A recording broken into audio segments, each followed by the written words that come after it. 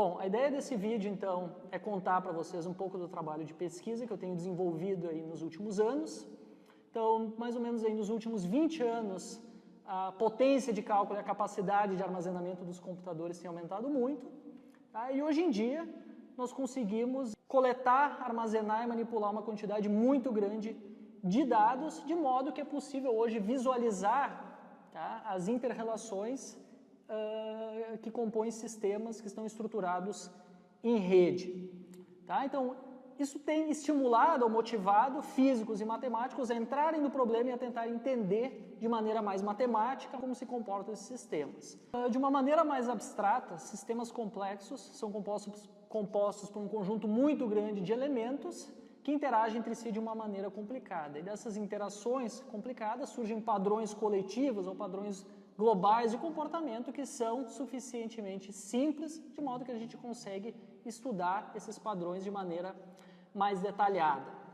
Bom, exemplos de sistemas complexos. Tá? Em biologia, um exemplo clássico é o nosso cérebro. Tá? Então, o cérebro ele é uma rede de neurônios interconectados entre si por meio de sinapses e funções cerebrais, como, por exemplo, a memória, elas envolvem a atividade de um número muito grande de neurônios, ou seja, envolve um padrão coletivo de atividade da rede.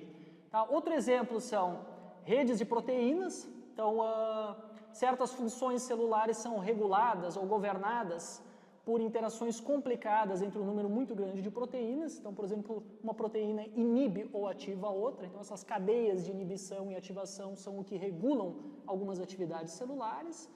E no âmbito tecnológico, que é mais familiar para nós, um exemplo clássico é a rede www, tá? Que é a rede de páginas e documentos interconectados entre si por meio de links, nesse espaço informacional onde vocês estão me assistindo agora.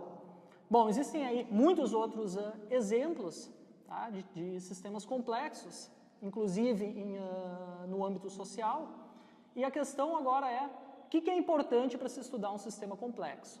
Bom, o objeto mais importante aqui é a matriz que acomoda todas as interconexões do sistema, ou seja, a matriz que te diz quem está interconectado com quem.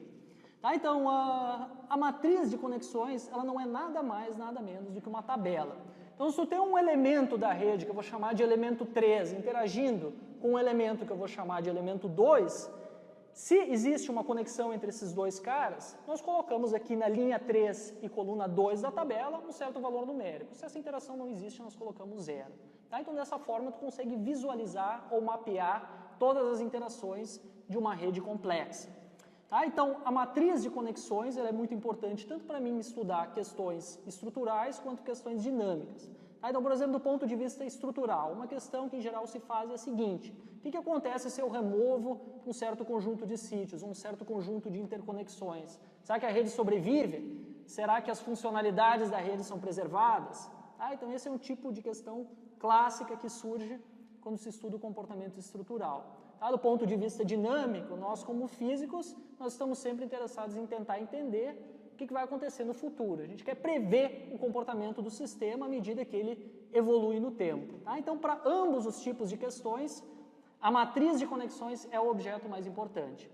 Bom, agora, o que eu tenho feito aí nos últimos anos é desenvolver uma teoria matemática, tá? Uma teoria bastante geral e abstrata, para tentar estudar certas propriedades da matriz de interconexão para uma série de sistemas. Tá? A gente quer aplicar uma teoria, a gente quer usar uma teoria que seja válida para estudar diversos tipos de matrizes de conexão.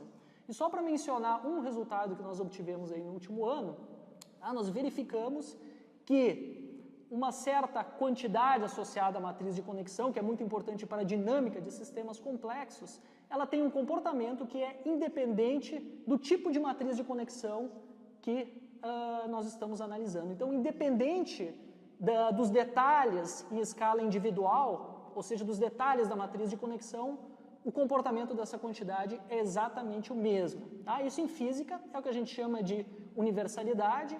Tá? Em linhas gerais, significa que detalhes microscópicos ou detalhes em escala individual, eles são irrelevantes para o comportamento coletivo ou global do sistema.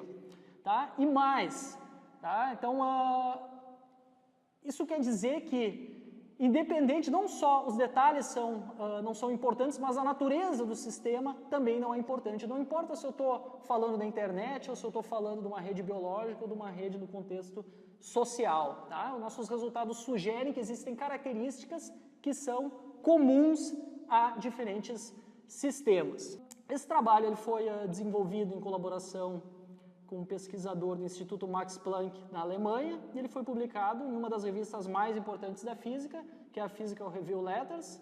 Tá? E só para vocês terem uma ideia da importância e do impacto de uma publicação desse tipo, a Physical Review Letters ela aceita somente artigos que possuem um alcance que vá além de uma área específica de pesquisa, ou seja, eles querem artigos que impactem ou que influenciem outras áreas de pesquisa, que sejam mais abrangentes. Então, obviamente, nós ficamos muito felizes de ter publicado esse trabalho e nós esperamos aí que no futuro novas propriedades, novos comportamentos universais e surpreendentes possam ser revelados aí no comportamento de sistemas complexos. É isso aí, pessoal. Obrigado.